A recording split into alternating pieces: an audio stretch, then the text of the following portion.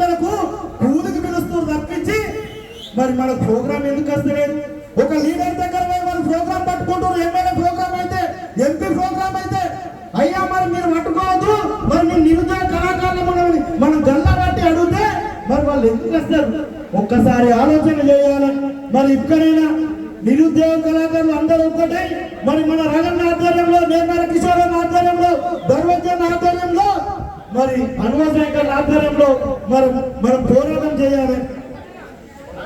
కోసి కొంగడేసి పాట పాడకుంట పోరాటం, గల్లి నుండి ఢిల్లీ దాకా పయనమెట్లా సాగేది? మాటలన్నీ కలిసి పాట రాయకుంటే ఆనాడు పల్లెల్లో పోరాటపు పటిమ ఎట్లా నిలిసేది?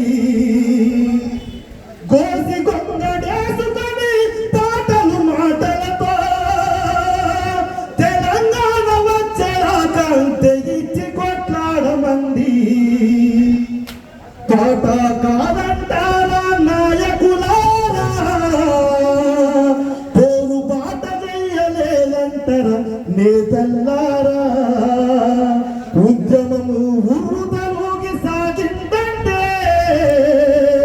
కళాకారులు కన్నెర్ర చేసి పాడిన పాటే. మన బాధలు ఇప్పుడు నగిర